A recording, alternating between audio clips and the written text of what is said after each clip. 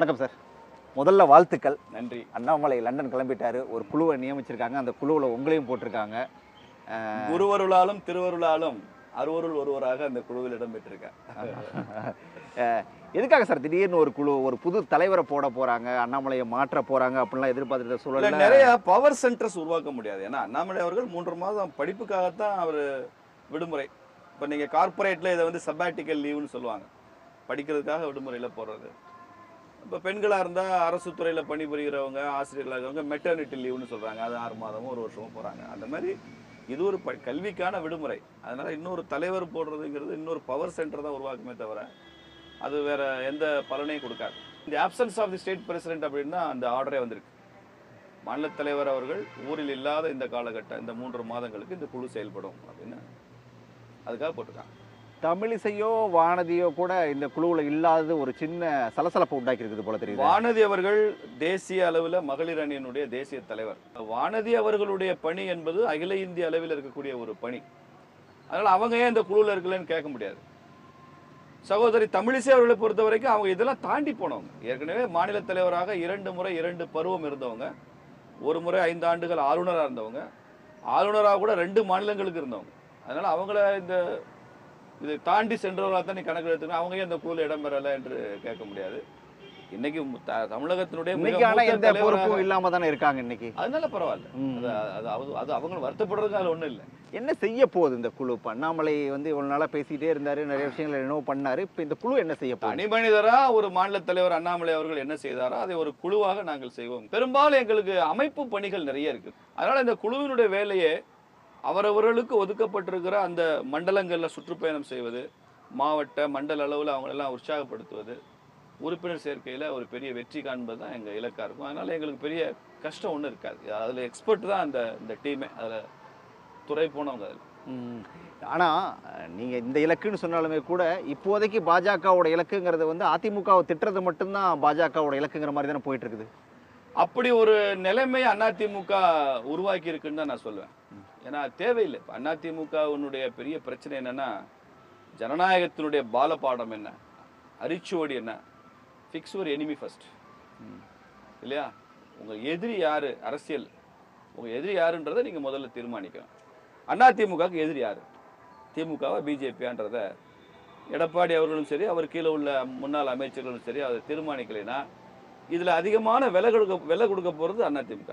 ஏன்னா வரக்கூடிய 2026 தேர்தல் என்பது அதிமுகவை பொறுத்தவரை இது வாழ்வா சாவா போராட்டம். ஏன்னா ஏற்கனவே 5 முறை அதிமுக தோல்வி அடைஞ்சிருக்கு. ஸ்டாலின் அவர்கள் தலைமையில் 5 முறை திமுக கூட்டணி வெற்றி அடைஞ்சிருக்கு.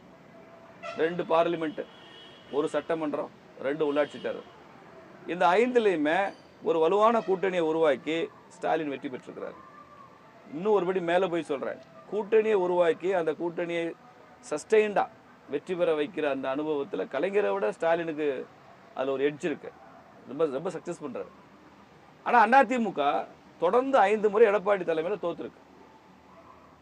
1 முறை ஆட்சியை கைவிட்ட அம்மையார் ஜெயலலிதா அவர்கள் அடுத்த முறை அப்படி பூதாகரமாக எந்திரிச்சு நிற்பாங்க. 1 முறை எம்ஜிஆர் 80 பார்லிமெண்ட்ல தோத்துட்டாருன்னா அடுத்த யானைக்கு அடி சறுக்குன்னா அடுத்த நிமிஷம் எந்திரிக்கிற மாதிரி, சறுக்கிறது வேணா யானையா இருக்கலாம், எழுந்திருக்கிறது குதிரை மாதிரி எழுந்திருப்பார் எம்ஜிஆர். ஜெயலலிதாவும் அப்படிதான். எடப்பாடி யானை மாதிரி விழுந்தாரு, யானை மாதிரியே எழுந்திருக்கிற கஷ்டப்படுறாரு. 5 முறை எழுந்திருக்கலையே. நான் கேட்கிறேன், இப்படிப்பட்ட ஒரு நிலையில ஒரு வலிமையான கூட்டணி அமைப்பதற்கு என்ன செய்ய போகிறோம்ன்ற எந்த வழிகாட்டுதலும் தனது கட்சி தொண்டர்களுக்கு கொடுக்காமல் மொட்டையா பிஜேபி எதிர்ப்பேன், அண்ணாமலை அறவேக்காடு, அண்ணாமலை எப்படி பதவிக்கு வந்தா தெரியும், அண்ணாமலை உங்க எதிரி. உங்க எதிரி யார் சார்?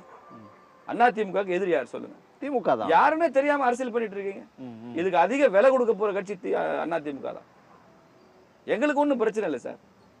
நாங்க என்னைக்குமே ஒரு ஒரு ஒரு சித்தாந்தத்தை மையமாக வச்சு நடக்கிற கட்சி. 1000 தோல்வியை சந்திப்போம் நாங்க. இல்ல பாஜகவுக்கு பண்ற அட்வைஸை விட ராமசீனிவாசன் அதிமுகவுக்கு தான் அட்வைஸ் அதிகமா கொடுக்குறாங்க. அவங்க தானே இதெல்லாம் ஆரம்பிக்கிறாங்க, அவங்க தானே இதெல்லாம் பேசுறாங்க. நோட்டா கீழே ஓட்டு வாங்குற கட்சின்னு யார் பேசுனது சொல்லுங்க? நேத்து பேசியிருக்கிறார் ஜெயக்குமார், 4 எம்எல்ஏக்கள் நாங்க போட்ட பிச்சைன்னு பேசியிருக்காரு. அப்ப 65 எம்எல்ஏ யார் போட்ட பிச்சை? பாஜகவை இவ்வளவு நாளா தமிழ்நாட்டுல தூக்கி சுமந்ததே அதிமுக தான் அப்படின்னு சொல்லி சொல்றாங்க. 234 சட்டமன்ற தொகுதி அசம்பிளி செக்மெண்ட் இருக்குல்ல தமிழ்நாட்டுல, இதுல எத்தனை செக்மெண்ட்ல ஏடிஎம்கே ஃபர்ஸ்ட் வந்து சொல்லுங்க? 20 கூட இல்ல, ஒத்துக்கிறீங்களா? ஆனா உங்களுக்கு 65 எம்எல்ஏ இருக்காங்கல்ல சட்டமன்றத்துல, அந்த 65 எம்எல்ஏக்கள் முன்னாள் அமைச்சர்கள் அவங்க தொகுதியில் அதிமுக ஃபர்ஸ்ட் வந்துக்கணும்ல இந்த பார்லிமெண்ட் எலெக்ஷன்ல. ஏன் வரல? பிஜேபி கூட இல்ல, அதனால வரல. பாஜக கூட இருந்ததுனால தான் அதிமுக 65 இடத்துல ஜெயிச்சதுன்றீங்களா? பிஜேபி கூட இருந்ததுனால நீங்க வாங்கின ஓட்டு சதவீதம் என்ன? 19, 21 பார்லிமெண்ட்ல கூட நின்னீங்கல்ல, நீங்க வாங்கின ஓட்டு சதவீதம் என்ன? இப்ப பிஜேபி விட்டு வெளியில வந்ததுக்கு அப்புறம் நீங்க வாங்கின ஓட்டு சதவீதம் என்ன சொல்லுங்க, பொது வெளியில வெளியிடுங்க. 23% இப்ப கூட்டணியா வாங்கியிருக்கீங்க நீங்க. பிஜேபி உங்க கூட கூட்டணியில இருக்கிறப்ப நீங்க 30% இருந்தீங்க. போன 21 சட்டமன்ற தேர்தலில் அதிமுகவுடைய வாக்கு சதவீதம் என்ன? இப்ப ஏன் குறைஞ்சிச்சு? அது பிஜேபி இல்லாதனால குறைஞ்சது. அப்ப நான் சொல்லவா 65 எம்எல்ஏக்களும் பிஜேபி போட்ட பிச்சைன்னு சொல்லவா? இதுவா சார் வாதம்? நான் அப்படி சொல்லக்கூடாது, சொல்ல மாட்டேன். எல்லாமே சொல்லிவிட்டு சொல்ல மாட்டேன்றீங்க. தான் நான் சொல்றேன். இப்படி சொல்லவான்னு தான் கேட்கிறேன் நான். உங்களை வாங்க சார்னா நீங்களும் சரி வாங்க சார்மீங்க. வாயான்னா என்ன சொல்லுவீங்க நீங்க? நீங்கள் பதிலுக்கு வாயான்னு அதே தான் சொல்லுவோம். இன்னும் வாடான்னா அதே தான் திருப்பி மோசமா இருக்கும். அப்போ என்னை பார்த்து நீங்க வாங்கன்னு சொல்றதை விட்டுட்டு வாயான்னு என்னை கூப்பிட வைக்கிறது யாரு? நான் தானே. தற்கூரின்னு ஆரம்பிச்சது யாரு? அறவேக்காடுன்னு சொன்னது யாரு? ஒரு மாநில தலைவர் தற்கூரின்னு சொல்லலாமா? யாரு கால இல்ல ராமசீனிவாசன் சார், நீங்க ஒரு பேராசிரியர் சார். தற்குறிங்கிற வார்த்தைக்கு என்ன அர்த்தம் உங்களுக்கு நல்லா தெரியும் சார். தற்குறின்னு சொல்லலாமா சார்? பாருங்க, ஹீட் ஆஃப் தி மொமெண்ட்ல பேசுற வார்த்தைகளுக்கும் ஹீட் ஆஃப் தி மொமெண்ட், அது ஹீட் ஆஃப் தி மொமெண்ட்னா தெரியல உங்களுக்கு. ப்ரொவோகேட்டிவ்ஸ், நீங்க வந்து சூட செயற்கையா உருவாக்குறீங்க, அரசியல் சூட்டை உருவாக்குறீங்க. அதுக்கப்புறம் அந்த வார்த்தைக்கு என்ன அர்த்தம், வார்த்தைக்கு என்ன அர்த்தம் பேச அர்த்தம் இல்லை. இல்ல சூடான வாதங்களை, சூடான பேச்சுக்களை வந்து கட்சியில இருக்கக்கூடிய கீழே இருக்கக்கூடிய அடிமட்ட தொண்டர்களோ அல்லது வந்து அதுக்கு கீழ் லெவலில் இருக்கக்கூடிய ஒரு பேச்சாளர்களோ பேசினா யாரும் அதை பத்தி எதுவும் கேட்க போறதில்ல, எல்லாருமே கடந்து போயிடுவாங்க. ஆனா ஒரு கட்சியோட மாநில தலைவரா இருக்கக்கூடிய அவர் அண்ணாமலை, அவர் இப்படி பேசலாமா? யாரோ ஒரு சாதாரண ஆள் பேசினா எங்க தலைவர் ரியாக்ட் பண்ண வேண்டிய அவசியம் இல்லை சார். அங்கேயும் பேசுறவர் Edappadi, number 1 in the party, general secretary of the party. அவர் பேசுறப்ப மாநில தலைவர் பதில் சொல்ல வேண்டியதுல. Who invites this problem நான் கேட்கிறேன் சார். இம்போஸ்ட் ப்ராப்ளம் ஒன்று இருக்கு, நம்ம மேல திணிக்கப்பட்ட பிரச்சனை. இது இன்வைட்டட் ப்ராப்ளம். அப்போ இப்ப ஒரு அந்த கட்சியில ஒரு பொதுச் செயலாளர் ஒருத்தர் பேசுறாருன்னா இந்த கட்சியில பொதுச் செயலாளர் நான் பேச வேண்டிய அவசியம் இருக்கும்ல. கவுண்டர் பார்ட் தான் பேசி ஆகணும். இந்த கசப்பான சூழலை ஏன் உருவாக்குறீங்கன்னு கேட்கிறேன். அப்படி உருவாக்குற முதன்மையான கட்சியா அதிமுக இருக்கு. தேவையில்லை. நமக்கு எதிரி வந்து ஒருத்தருக்கு ஒருத்தர் நாம எதிரி இல்லை. நேற்று வரை கொண்டாந்து இருந்தோம். இன்னைக்கு ஏன் இவ்வளவு கால் புணர்ச்சி, இன்னைக்கு ஏன் இவ்வளவு பகை? தேவையில்லையே. ஆரம்பிச்சது யாரு சார்? ஆரம்பிச்சது அதிமுகன்னு சொல்றேன். ஆரம்பிச்சது அண்ணாமலை இல்ல, ஆரம்பிச்சது பிஜேபி இல்ல, கூட்டணி தேவையும் இல்ல. கூட்டணி உடையறதுக்கு காரணமே அண்ணாமலையோட பேச்சுதாங்கிறத அதிமுக குற்றச்சாட்டா இருக்கு. தவறுன்னு சொல்றேன். என்னன்னு காரண காரியத்தோட விளக்குங்க. கடைசி வரைக்கும் அண்ணாமலை என்ன சொன்னாரு? தேசிய தலைமை கூட்டணின்னு சொன்னா நாங்க கூட்டணி தயார் தான் சொன்னாரு. ஏன் நீங்க ஒத்துக்கலப்போ? உங்க பிரச்சனை என்னன்னா சிறுபான்மையினர் ஓட்டு 12-13% ஓட்டு இருக்குன்றதுனால நீங்க பிஜேபியோட முரண்பாடா காமித்துக் கொள்வது. பிஜேபி எடப்பாடி தான் அட்டாக் பண்றாருங்க, பிஜேபிக்கு உண்மையான எதிரி எடப்பாடி தான் சொல்வதன் மூலமாக நீங்க ஒரு செய்தியை மக்களுக்கு கொண்டு போறீங்க.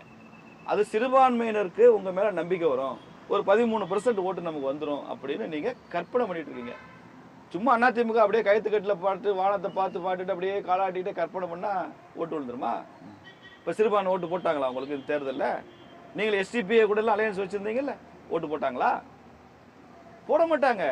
சிறுபான்மை ஓட்டுன்றது ரொம்ப ஒரு பொலிட்டிக்கல் கான்சியஸ்னஸ் இருக்கிற ஓட்டு. அந்த ஓட்டு அது தமிழ்நாட்டில் தட்டி செதுக்கி ஒரு 50 வருஷமா அது ஒரு மாதிரி மோல்டாகி உருவாயிருக்குது. சும்மா எடப்பாடி இங்கிட்டும் வெயிட்டை மாற்றி வச்சாருன்னா தராசு மாறிடுமா? அதற்காக தான் அவர் பண்றாரு. அதில் அவருக்கு மிசரபிளி ஹி ஃபெயில்ஸ், தோத்து போறாரு, அவ்வளோதான். எடப்பாடி ஒரு பக்கம் பேசினாலும் அதை தாண்டி இதை வந்து தொடர்ந்து பாஜக மீதான விமர்சனங்களை முன்வைக்கிறதுல முக்கியமாக 3 பேரை சொல்லலாம். ஒன்று ஜெயக்குமார், மற்ற 2 பேரும் உங்கள் ஊர் பக்கம் இருக்கக்கூடிய செல்லூர் ராஜுவும் அதே போல் ஆர்பி உதயகுமாரும். இதை எப்படி பார்க்கறது சார்? இவங்க பேசுகிற இடத்துல தான் ஜெயக்குமார் டெபாசிட் போச்சு. அவர் பையன் தான் நின்னாரு, டெபாசிட்டே போச்சு. பிஜேபி தான் செகண்ட் வந்துச்சு. நீங்கள் சொல்கிற எங்கள் ஊர் மந்திரிகள் இருக்கிற இடத்துல தான் ஏடிஎம்கே 3ஆம் இடத்துக்கு போச்சு.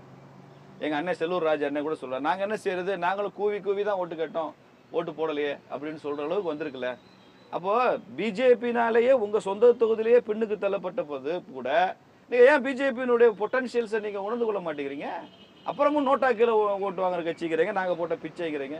எப்படி பிச்சை? வரக்கூடிய உள்ளாட்சி தேர்தலில் பார்த்துருவோம். உள்ளாட்சி தேர்தல் நடக்குதுல, பார்த்துருவோம் யார் யாருக்கு போட்ட பிச்சைன்னு பார்த்துருவோம். செல்லூர் ராஜா செல்லூரை தாண்டி யாருக்கு தெரியும்னு சொல்லி அண்ணாமலை கேட்கிறாரு. உங்களுக்கு தெரியும்ல செல்லூர் ராஜா? இதெல்லாம் ஒரு ஒரு ஒரு ஸ்வீப்பிங்கா, ஒரு பொலிட்டிக்கலா, அதை வந்து ஒரு சட்டையரிக்கலா கொண்டு போற ஒரு வாசனை சார். அதுக்காக செல்லூருக்குன்னு ஒரு 10 வார்டு பார்டர் வச்சுக்கிட்டு இந்த பார்டரை தாண்டி யாருக்கு தெரியாதுன்னு சொல்லுவாங்களா? இல்ல அதான் அப்ப அண்ணாமலை பேசணுங்கிறதுக்காக பேசுறாரா? அதிகமாக இல்ல அறியப்படாத அதான் ஒரு சார், தலைவர். அப்ப அண்ணாமலை பேசணுங்கிறதுக்காக பேசுறாரா? அதிகமாக அறியப்படாத தலைவர்ன்றது அர்த்தம் அது. இதே மாதிரியான கவுண்டர் அலிகேஷன்ஸை வந்து நீங்க அண்ணாமலை அவர்கள் மேல ஏடிஎம்கே பண்றாங்கன்னு நான் சொல்றேன். அதுக்கு ஒரு கவுண்டர் கொடுக்க வேண்டிய அவசியம் இருக்குல்ல. அரவக்குறிச்சியிலிருந்து வந்தவர் கவுண்டர் கொடுக்க மாட்டாரா? அவர் பதில் கொடுப்பார்ல. அதை நீங்க கேட்டுதான் ஆகணும்.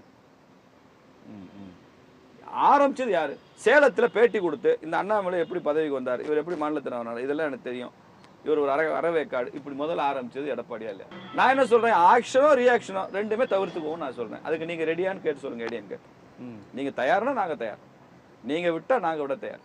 இல்லன்னா இப்படி அப்படியே போயிட்டே இருக்க வேண்டியது. உங்க 26 தேர்தல் உங்க தேர்தல் தானே சார் சொல்றீங்க. நாங்க தான் தமிழகத்தை ஆண்ட பரம்பரை, ஆண்ட கட்சி.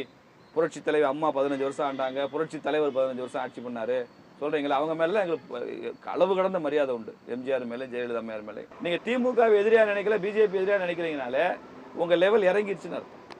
நான் என்ன பண்ண முடியும்? ஐ பிட்டி யூ. உங்களை பார்த்து நான் பரிதாபப்படுறேன். சமீபத்துல செல்லூர் ராஜ நான் தான் ஒரு பேட்டி எடுத்தேன். அதுல ஒரு விஷயத்த அவர் சொன்னாரு. எடப்பாடியை பொறுத்த வரைக்கும் ஒரு விஷயத்துல தெளிவா இருக்காரு. இவங்க அண்ணாமலையவே மாத்தினா கூட பாஜக கூட இனி கூட்டணி இல்லவே இல்லைங்கிறதுல அவர் உறுதியா இருக்காருன்னு சொல்லி சொல்றாரு. இதை எப்படி கூட்டணி ஏங்கி தவிக்கலையே சார். நாங்க ஒண்ணு ஏங்கி தவிக்கல. எப்போதும் கூட்டணி இல்லைன்ற முடிவு அவங்க எடுக்கட்டும். எங்க தலைவர் தான் இனிமே எப்போதும் கூட்டணி இல்லைன்னு சொல்லியிருக்கிறாரு. நாங்க ஒண்ணு ஏங்கி தவிக்கல. உங்களுக்கு எப்படி ஒரு அரசியல் போக்கு இருக்கோ அது மாதிரி எங்களுக்கு ஒரு அரசியல் போக்கு இருக்குதான் செய்யுது. நாங்க யாராவது சொன்னாங்களா 18% ஓட்டு பிஜேபி கூட்டணி வாங்கணும்னு யாராவது எதிர்பார்த்தீங்களா? நீங்க மதுரையில 2ஆம் இடம் வரும்னு சொன்னீங்களா? தமிழ்நாட்டுல 78 அசம்பிளி செக்மெண்ட்ல நாங்க we have come second. 12 பார்லிமெண்ட்ல we have come second, pushing ADMK into third position. வந்திருக்குல்ல. இதெல்லாம் நீங்க எதிர்பார்த்தீங்களா? எங்க வளர்ச்சி நாங்க பார்ப்போம் சார். யாரையும் நம்பி நாங்க பிழைக்கல. சிவாஜி கணேசன் மாதிரி தான். யாரையும் நம்பி நான் பிறந்தேன், போங்கடா போங்க. 2019 மோடி வேட்புமனு தாக்கல் பண்றதுக்கு நான் எடப்பாடியை கூப்பிட்டேன். தோக்க போற ஒருத்தருக்காக எதுக்கு நான் வரணும்னு சொல்லி கேட்டாரு அப்படின்னு சொல்லி அண்ணாமலை தான் அதை பதிவு பண்றாரு. அப்படி அப்படி பேசின ஒருத்தர் கூட அப்புறம் எப்படி கூட்டணி வச்சுக்கிட்டீங்க? கூட்டணி வச்சுக்கிறதுன்றது தேசிய ஜனநாயக கூட்டணியில அப்ப இருக்கும் போதுதான் எடப்பாடி பேசினார்.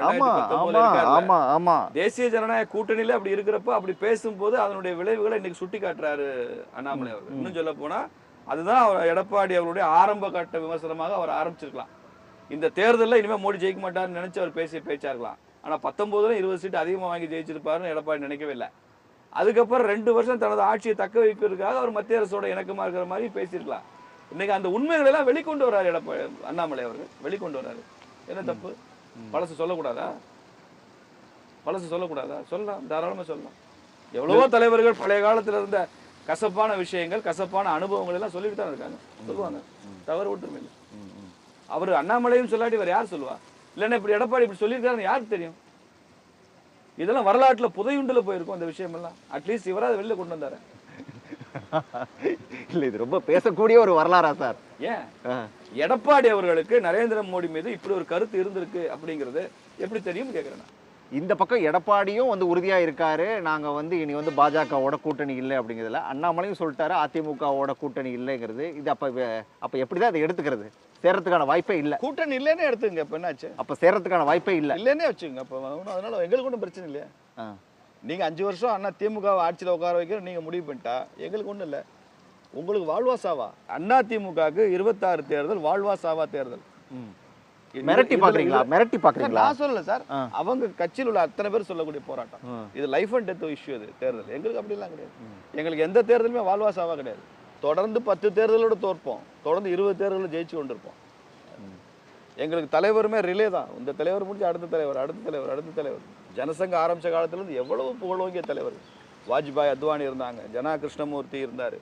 அதற்கு முன்னால ஷியாம் பிரசாத் முகர்ஜி, தீனதயாள் உபாத்யாயா இருந்தாங்க. பால்ராஜ் மத்தோக்குன்னு ரொம்ப புகழ்பெற்ற தலைவர் இருந்தார் ஆரம்ப காலங்கள்ல. இப்போ மோடி, அமித்ஷா, அடுத்த ஜெனரேஷன் இன்னும் கொஞ்சம் உச்சத்துக்கு போவோம். அதனால எங்களுக்கு இது பிரச்சனை கிடையாது. கூட்டணி வேணும்ல சார். இப்போ பாஜக அடுத்து ஒரு ஸ்டெப்புக்கு நகரணும்னா ஒரு கூட்டணி வேணும்ல. இங்க தமிழ்நாட்டுல அதிமுக தானே அப்போ உங்களுக்கான ஒரு பெரிய ஒரு பலமா இருந்துச்சு. நீங்க கூட்டணிங்கிறத எப்படி பாக்குறீங்கன்னா, ஒவ்வொரு கட்சிக்கும் இருக்கிற ஓட்டு பிக்ஸட்னு நினைச்சுக்கிட்டு பேங்க்ல போட்ட பிக்ஸட் டெபாசிட் நினைச்சிட்டு பாக்குறீங்க. அப்படி இல்ல. ரெண்டாவது விஜய் வேற புதுசா கட்சி ஆரம்பிக்கிறாரு. அப்போ தெளிவா தெரியுது ஒரு 5 முனை போட்டி இருக்கும்னு. பாப்பா 5 மணி போட்டுல யாரு அதான் விஜய்க்கு இப்ப ஒரு துண்டை போட்டு வச்சிருச்சே பாஜக, மாம மச்சனம் கூட தான் கூட்டணிலாம் சொல்லிட்டாரு அண்ணாமலை. விஜயோட எல்லாம் கூட்டணி வரும் நான் நினைக்கல. ஏன்னா நான் நடைமுறை சாத்தியமான அரசியல் பேசுறேன். ஜெயிச்சா பிஜேபியில இருந்து முதலமைச்சர் சொல்லி தான் நாங்க களம் காண்போம். அப்ப விஜய் எப்படி எங்க கூட கூட்டணிக்கு வர முடியும்? வெற்றி பெற்ற அவர் முதலமைச்சர் சொல்லி தான் அவர் களம் காண்பாரு.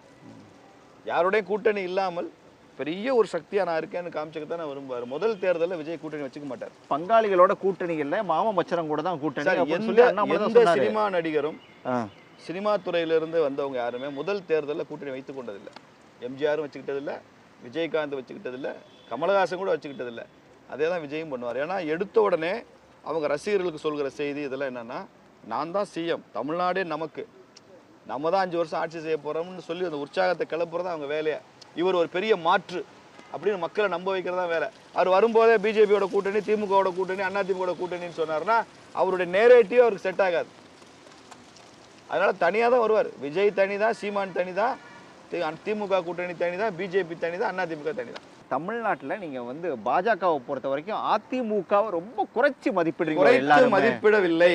தெளிவா தெரிஞ்சுங்க. நாங்க எந்த கட்சியும் குறைச்சி மதிக்க மாட்டோம். விடுதலை சிறுத்தைகளை கூட நான் குறைச்சி மதிப்பில்லை, கம்யூனிஸ்ட் கூட குறைச்சி மதிப்பில்லை. ஏன்னா அவங்களுக்கு 4 எம்பி இருக்காங்க, அதனால மதிப்பிடலை. 23% கூட்டணியில ஓட்டு வாங்கின ஒரு கட்சியை குறைத்து மதிப்பிட வேண்டிய அவசியம் இல்லை.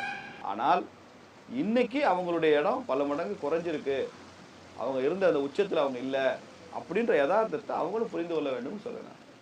இட்ஸ் நாட் இது ஒரு அம்சதூலிகா மஞ்சத்தில் படுத்துக்கொண்டே ஜெயிக்கிற இடம் இல்லை. இந்த தேர்தல் அப்படிலாம் இல்லை. தேர்தல் நடைமுறைகளே மாறி இருக்கு. இன்னைக்கு கூட்டணியிலிருந்து வெளியில வந்த பிறகு கூட பாஜக மேல எந்த விதமான விமர்சனத்தையும் கடுமையா வைக்காமையே தான் இருந்தார் எடப்பாடி. இப்போ வந்து பல பேர் கூட கேட்டாங்க, இதே செல்லூர் பேசுறாரு, ஆர்பி உதயகுமார் பேசுறாரு, ஏன் எடப்பாடி பேச மாட்டாரா பாஜக அப்படிலாம் கூட கேட்டாங்க. ஆனா அப்படி இருக்கிற வரையும் சீண்டி விட்டுருக்கீங்க அப்படின்னு சொல்லி சொன்னா அது பாஜக பண்ணது சும்மா ஒரு சின்ன டெக்னிக். பிஜேபியில யாரோ ஒருத்தர் மேலதான் பிரச்சனை, இப்போ என் மேல ஒரு பிரச்சனைன்னு வச்சுக்கோங்க, இதனாலேயே கூட்டணி முறிஞ்சிருச்சு நீங்க சொல்லணுமா? பிஜேபி வந்து மேல இருந்து கீழே வரைக்கும் எப்படி இயக்கப்படுதுன்றது எல்லாரும் தெரிஞ்ச ரகசியம். எனக்காவது மேல உள்ளவங்களோட பேச முயற்சி பண்ணீங்களா? சார் நம்ம எப்படி தான் பேசினாலுமே கூட கடந்த நாடாளுமன்ற தேர்தலில் அதிமுக பாஜக கூட்டணி உடையறதுக்கு காரணம் அண்ணாமலையோட பேச்சு தானே, அதை மறுக்க முடியாது இல்லை? இல்லை, எடப்பாடி தான் காரணம். ஏன்னா எடப்பாடி கடைசி வரைக்கும் அமைதியா தானே இருந்தாரு. பாஜகவை பத்தி எந்த விமர்சனத்தையும் அவர் முன்வைக்கவே இல்லையே. அமைதியா தான் இருந்தாரு. பிஜேபியோட கூட்டணிக்கு அவர் ரெடியா இல்ல. ஏன்னா இன்டர்னலா என்ன நடந்ததுன்னு முழுசா தெரிஞ்சவன், அதனால பேசுறேன். என்னதான் நடந்துச்சு? மத்திய தலைமை கூட்டணிக்கு ரெடியா இருந்தாங்க. ரெடியா இருந்தாங்க. அண்ணாமலை அவர்களும் நான் கூட்டணிக்கு, நீங்க மத்திய தலைமை கூட்டணி வைக்க விரும்பினால் நான் ஒன்னும் ஆட்சேபிக்க மாட்டேன் அப்படின்னு சொல்லிட்டாரு. நீங்க நேரடியாவே அவங்க பேசிக்கிட்டாங்க. அப்புறம் எடப்பாடி இங்க என்ன வேணாலும் பேசுவாரு அண்ணாமலை, திரும்ப கூட்டணிக்கு ரெடின்னு சொல்லுவாரு, அது திரும்ப வந்து கையை கொடுத்து சமாதானம் ஆயிடணும். அது கரெக்டா? காரணம் எடப்பாடி தானே சொல்றேன். அலையன்ஸ் வராத காரணம் எடப்பாடி தானே. எடப்பாடி விரும்பல, எடப்பாடி அலையன்ஸ் வரும்னு நினைக்கல. இப்ப கூட ஜெயக்குமார் ஒரு விஷயத்த சொல்லிருக்காரு, அதிமுகவை யாராலையுமே அழிக்க முடியாது அப்படின்னு சொல்லி. அவர் வந்து சொல்றது பாஜகவை தான் சொல்றாரு, நீங்க அழிக்கணும்னு எங்களை நினைக்கிறீங்க, அது முடியாதுன்றாரு. அதிமுக அழிக்கிறதுக்கு வெளியில இருந்து ஆள் வேண்டிய இல்லை, ஜெயக்குமாராலே அழிச்சிட முடியும். இப்பெல்லாம் பேசினா அப்புறம் அழியாம நினைச்சு அந்த கட்சியை செல்ஃபா தானே டெஸ்ட்ராய் பண்ணிக்கும். அப்படிதான் அவங்க போறாங்க, அப்படிதான் பேசுறாங்க. அதை நோக்கி தான் அந்த கட்சி நடந்துட்டு இருக்கு. 2019 வந்து அவங்களுக்கு எந்த தேர்தல் வெற்றி கிடையாது. அவங்க நான் தான் வெளிப்படையா சொல்றேன், எடப்பாடி தலைமையில வெற்றி பெற்றார்களான்னு ஒரு தேர்தல் சொல்லுங்க. நீங்க பிஜேபியோட கூட்டணியில் இருந்ததுனால தான் நாங்க ஜெயிக்க முடியலன்னு சொன்னீங்க. நகராட்சி தேர்தலில் பிஜேபி கூட்டணி இல்லை, ஜெயிச்சிங்களா? கடந்து முடிஞ்ச நாடாளுமன்ற தேர்தலில் பிஜேபி கூட்டணியில இல்லை, ஜெயிச்சிங்களா? இல்ல வாக்கு சதவீதத்தையாவது கூப்பிட்டீங்களா? இல்லையே. நீங்க ஏதாவது ஜெயிச்சு காமிச்சிட்டு பிஜேபியோட போனதுனாலதான் எங்களை அழிக்க நினைக்குது, நாங்க வெளில வரோம்னு சொல்லலாம். இல்லையே, எங்கேயுமே இல்லையே. தமிழ்நாட்டில் அதிமுக ஒரு மாதிரி ஒரு சின்ன ஒரு குழப்பத்தில் இருக்குது. அந்த குழம்புன குட்டையில பாஜக மீன் பிடிக்க பாக்குதா அப்படின்னு ஒரு கேள்வி வருது. சொன்னீங்க தெளிவா இருக்குன்னு சொன்னீங்க, பிஜேபியோட கூட்டணி இல்லைன்னு சொன்னீங்க, நாங்க போட்ட பிச்சைன்னு பேசுனீங்க. அப்ப இதெல்லாம் குழப்பத்தோட அறிகுறியா? குழம்பி பேசுறாங்கன்றதுக்கான அறிகுறியா? குழப்பம்னா என்னன்னா, ஒரு தலைவர் பிஜேபியோட கூட்டணி இல்லைன்னா இன்னொரு தலைவர் இல்லைங்க வரணுங்க, வந்தா தாங்க ஜெயிக்க முடியும்னு பேசினா தான் அந்த கட்சி குழம்பி போயிருக்குன்னு அர்த்தம். எடப்பாடி கூட்டணி இல்லைன்றாரு, எல்லாரும் ஏத்துக்கிறாங்க. அப்புறம் என்ன குழப்பம் அந்த கட்சியில இருக்கு? ஒண்ணுமே இல்லை. அதனாலதான் நாங்க சொல்றோம், நாங்கள் வளருவோம், எங்களுக்கு கூட்டணி இருந்தாலும் வளருவோம், இல்லைனாலும் வளருவோம். விலை கொடுக்க போறது நீங்க தான் சொல்றோம். அதிமுக விட்டு பிரிஞ்சு போய் ஒன்னும் பாஜக ஒன்னும் ஜெயிச்சிடலையே. நாங்க எங்க வாக்கு வங்கியை கூட்டிருக்கோம்ல, 5% தான் சார் எங்க வாக்கு வங்கி. பிஜேபியினுடைய ஒரிஜினல் ஓட் பர்சன்டேஜ் 5% தான். இன்னைக்கு 18% இருக்கும்ல. கூட வந்தாங்கல்ல கூட்டணி பாமக வந்தாங்க, 12 வச்சுங்க சார்.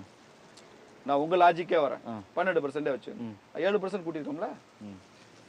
7% ஒரு கட்சி கூட்டுறது லேசான விஷயமா? மற்றதெல்லாம் இருந்தாங்களே சார், இன்னும் 2 பேர் கூட வச்சிருந்தீங்களா? யாரு? தேவநாதன் இருந்தாரு. அதான் சார், அவங்க வாங்கின கழிச்சிருங்க தானே சொல்றேன். அவங்க மொத்தம் 18 சார், அவங்க வாங்கின ஓட்டு எல்லாம் கழிச்சிருங்க 6%. டிடிவி வாங்கினது, ஓபிஎஸ் வாங்கின ஓட்டெல்லாம் கழிச்சிருங்க. கழிச்சிட்டு தான் 12 சொல்றேன் நான். அந்த 12% ஓட்டு கூட்டுறது லேசான விஷயம் இல்லையா? நீங்க கூட்டிருக்கீங்களான்னு கேட்கிறேன் நான். நீங்க 30% 7% குறைஞ்சிருக்கீங்க 23. வீர சாவர்கருடைய ஒரு கோட் சொல்றேன் நான். If you come with you, நீங்க வந்தா உங்களோட.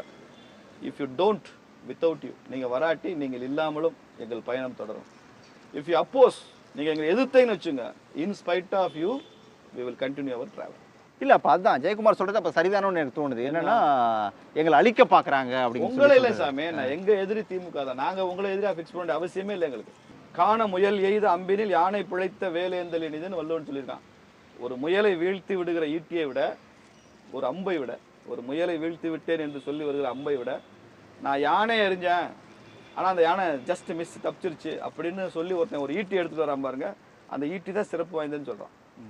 அதனால நாங்க ஜுஜிபிகள்லாம் எதிரியா வச்சுக்க வேண்டிய அவசியம் இல்லைங்க. எங்களுக்கு எதிரி திமுக தான். பொதுவா இன்னொரு கேள்வி இருக்கு சார். கூட்டணியை விட்டு 2 பேருமே பிரிஞ்சிட்டீங்க. நீங்க தனியா போயாச்சு, தனியா வந்து தேர்தலை சந்திச்சாச்சு, எல்லாம் நின்றுட்டீங்க, இவங்களும் பிரிஞ்சாச்சு. இன்னமும் ஏன் இந்த பிரச்சனை 2 பேருக்கும்? அது துரதிஷ்டம் சார், அவ்வளவுதான். நான் அப்படிதான் சொல்றேன். இது ஒரு அன்பார்ச்சுனேட் பொலிட்டிக்கல் டெவலப்மெண்ட். தேவையில்லைன்னு தான் சொல்றேன். நான் அந்த பேட்டில ஆரம்பத்துல இருந்து நான் அதுதானே சொல்றேன். உனக்கு என்ன பிடிக்கல இல்ல, நீ பாட்டு பேச போக வேண்டியதானே. என்ன பிடிக்கல, இது அண்ணாமலைகிட்ட நீங்க சொல்லலாமே. அப்படியே வச்சாலும் நீங்க அண்ணாமலையை மாத்திரம் நீங்க குறை சொல்லல. பிஜேபிக்கு 4 எம்எல்ஏ போட்டது பிச்சைன்றீங்க, பிஜேபிக்கு நோட்டாக்கு ஓட்டு வாங்குற கட்சிங்கிறீங்க, பிஜேபி காரனுடைய சுயமரியாதை சோதிக்கிறீங்க. அண்ணாமலையை பத்தி பேசும்போது இதெல்லாம் இழுக்க வேண்டிய சூழலுக்கு அவங்கள தள்ளுறீங்க நீங்க தான். அப்ப நாங்களும் இழுக்க வேண்டியிருக்கும்ல. நாங்களும் பழைய காலத்துல இருந்து, பழைய பஞ்சாங்கத்துல இருந்து எடுத்து புரட்டி, பழைய ஏடுகள்லாம் புரட்டி, ஏடு ஜோதிடம் சொல்ல வேண்டிய அவசியம் எங்களுக்கு வருதுல்ல. இது வந்து தேவை. மறுபடியும் நான் சொல்றேன், இது தேவையில்லைன்றதான். அட்லீஸ்ட் இந்த புள்ளியிலே இது நிறுத்திக்கிறது தான் நல்லது. தமிழ்நாட்டு அரசியலுக்கு நல்லது. நீங்க நிறுத்துங்கன்னா நாங்க நிறுத்த தயார்.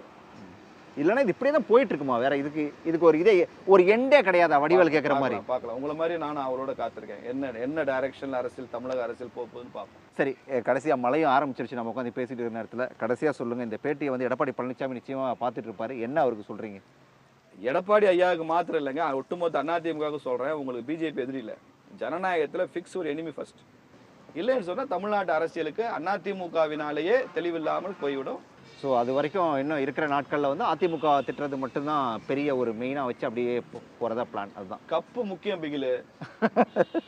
விஜயோட பஞ்ச் டயலாக் சொல்லியே முடிக்கிறேன். கப்பு முக்கியம் பிகிலுன்னு எங்க அண்ணன் விஜய் சொல்லியிருக்காரு, எங்க தம்பி விஜய் சொல்லியிருக்காரு. அதிமுக திட்டினாதான் கப்பு வரும். அது மாதிரி தேர்தலில் வெற்றி முக்கியம் பிகிலு. அதான் அதிமுக உங்களுக்கு திட்டினாதான் அது கிடைக்கும். பார்க்கலாம். நன்றி சார், நன்றி சார். நிறைய விஷயங்களை பண்ணிருக்கீங்க. நன்றி. உடனுக்குடன் செய்திகளை தெரிந்து கொள்ள சன் நியூஸ் பெல் ஐகானை கிளிக் பண்ணுங்க.